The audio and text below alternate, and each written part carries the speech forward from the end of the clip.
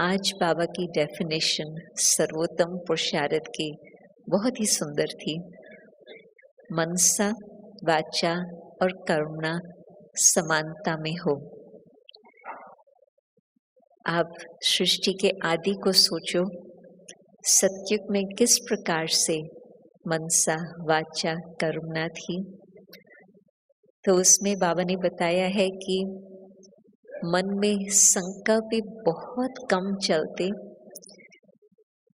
और जो कुछ संकल्प चल रहे हैं मन में बहुत ही श्रेष्ठ, शुद्ध, सच्चाई के, जिस कारण से मुख से ज्यादा कुछ वर्णन करने की आवश्यकता ही नहीं। दृष्टि से ही एक दो की समझ सहज सहज हो जाती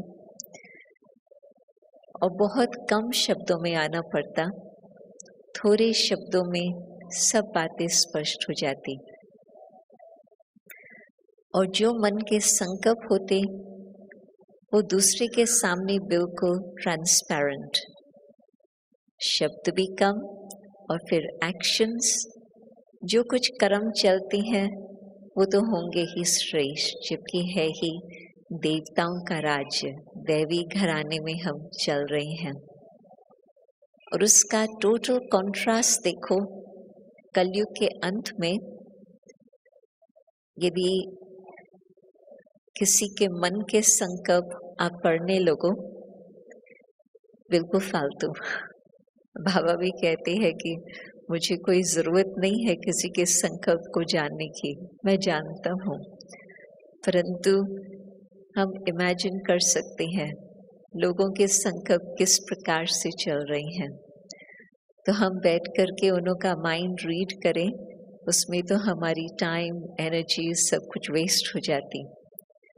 और फिर जिस समय वो बोलते हैं, कितने शब्दों की जरूरत होती है एक छोटी सी बात को स्पष्ट करने के लिए।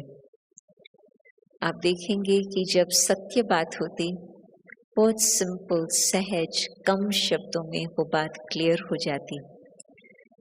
और जब क्लैरिटी नहीं होती या सच्चाई नहीं होती, तो फिर उसी बात को स्पष्ट करने में कितने बोलने पड़ते। एक कहानी, दूसरी कहानी, तीसरी कहानी, चौथी कहानी। क्यों? क्योंकि खुद के पास भी क्लैरिटी नहीं है और सच्चाई नहीं है, तो औरों के पास हम क्या सामने रखेंगे। तो सतयुग में क्या होगा और कलयुग में क्या हो रहा है, उसका हम वास्ट डिफरेंस देख सकते। जैसे बाबा ने कहा है, दिन और रात, बिल्कुल इतना फर्क। तो अब कलयुग से हम यात्रा करके पहुंच रहे हैं अपने घर और तैयारी कर रहे हैं कि सतयुग में आए। तो उसमें हमें बहुत बहुत सच्चाई से पुरुषार्थ करना होगा। सर्वोत्तम पुरुषार्थ के लिए दूसरा शब्द हम ये भी कह सकते हैं, जो दिल से, सच्चाई से पुरुषार्थ करे। आप देखेंगे कि जब किसको बहुत अच्छा लक्ष्य होता है, तो उस लक्ष्य को वो सामने रख कर के और किसी बात में उन्हों का ध्यान नहीं जाता, कोई भी बात में डिस्ट्रैक्शन नहीं होती। जो लक्ष्य सामने रखा है, ऐसे पुरुषार्थ करते हैं जो बस आगे चलते चलो और वहां तक पहुंच जाए। मैं समझती इस सभा में कई होंगे जो 30-35 साल से ज्ञान में चल रहे होंगे, कई होंगे जो इससे भी अधिक। मैं क्यों ये 30-35 साल की बात कह रही हूँ? क्योंकि 33 वर्षों में बाबा ने ऐसा पुरुषार्थ किया जो बाबा अपने कर्मातीत स्थिति को प्राप्त कर चुके। और आज कोई 30 साल से, कोई 40 साल से, कोई उससे भी अधिक पुरुषार्थ करके चल रहे हैं। परंतु जो तीव्र पुरुषार्थ हो, ऐसा पुरुषार्थ हो जो बिल्कुल सर्वोत्तम पुरुषार्थ कहे, बाबा ने ऐसे पुरुषार्थ करके दिखाया है, रास्ता बताया है।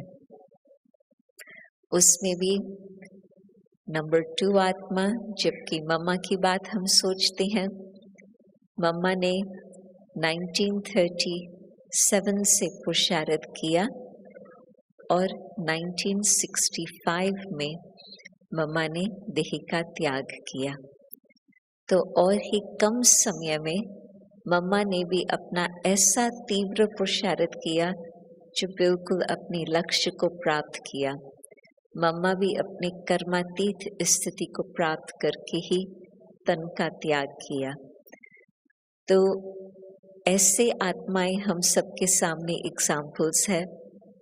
लौकिक में भी आप देखेंगे किसी को ओलंपिक्स में गोल्ड मेडल लेना होता, कई ऐसे गोल्ड मेडलिस्ट से मेरा भाग्य रहा है उनसे मिलने का और बातचीत करने का। तो कहते हैं कि हमारा बिल्कुल एक ही लक्ष्य होता, फिर उसमें कोई बात को हम इंटरफियर करने नहीं देते हैं, परंतु उन्हों का होता है 4 साल का पुरुषार्थ और हम सबका होता है लंबी यात्रा। सारे कल्प में ये एक ही बार ये यात्रा करते हैं और 63 जन्मों का हिसाब किताब एक तरफ चुकतू करते, दूसरी तरफ 21 जन्मों के लिए अपना खाता जमा करते हैं। मैंने देखा है कि थोड़े समय के लिए पुरुषार्थ कोई भी कर सकता, 4 वर्ष तक भी कोई पुरुषार्थ कर सकता, परंतु इतनी जीवन भर की जो यात्रा चली है इसमें कई लोग फिर कभी कभी बोर हो जाते हैं, कभी कभी कोई डिस्ट्रैक्ट हो जाते हैं, कहाँ न कहाँ ध्यान दूसरे तरफ चला जाता। और जो बाबा हमें सब हदों से पार बेहद में खड़ा कर रहे हैं। बाबा ने आज कहा कि बाबा आए ही हैं हमको हद से निकाल बेहद में ले जाने। तो यदि हम अपनी बेहद की स्थिति बनाकर रखते हैं, बेहद की दृष्टि बनाकर रखते हैं, तो हमारे सामने ये कुर्सी बड़ी अच्छी है क्योंकि बिल्कुल सामने इस चित्र लक्ष्मी नारायण का चित्र ही है हॉल के पीछे।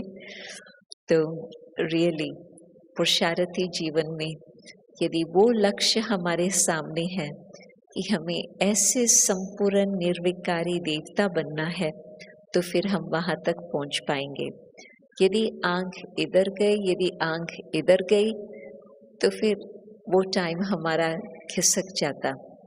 ये तो अभी कान हिलाने में तो कुछ सेकंड्स की बात लगती, परंतु जब कोई ऐसे साइड सीन आती है, चाहे वो किसके प्रति कुछ लगाव की बात हो, जिस कारण से हम उन्हों का आधार लेने चाहते, सहारा लेने चाहते, चाहे किसी के प्रति कुछ मन में कुछ गिलानी की बात आती, जिस कारण से कुछ टक्कर होता रहता, तो चाहे वो हो, परंतु मतलब ये कि हमारा समय, संकल्प, शक्ति बिल्कुल वेस्ट चली जाती। तो उस हिसाब से फिर हमारी आंख अपने लक्ष्य से हिल गई, तो वो हम इतना देर लगाते हैं। जहाँ जहाँ हाईवे होता, आप लोग जानते हैं कि यदि एक टर्न मिस हो जाता है बाय चांस, तो कितना लंबा चलना पड़ता है, कभी कभी 18 किलोमीटर्स, 20 किलोमीटर्स, फिर वापस लौट सकते। तो आप सोचते हैं हाय हमारा टाइम कितना चला गया, पेट्रोल कितना एक्स्ट्रा खर्च हो गया, परंतु समय पर हम अपने कारोबार के लिए या जो कुछ भी कार्य है उस पर हम नहीं पहुंच पाते, राइट। तो यदि हमारा कोई भी कारण से ध्यान कहीं और तरफ चला गया, तो हमारा समय, हमारी शक्ति जो वेस्ट होती, फिर हमको एक्स्ट्रा पुरुषार्थ करना पड़ता है उसको मेकअप करने के लिए।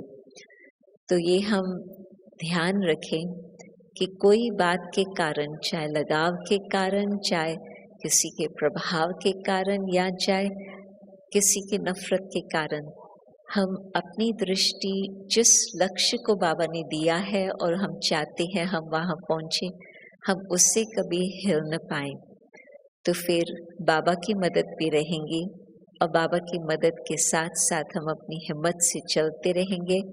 बाबा गारंटी देता, हाँ आप जरूर पहुंच पाएंगे।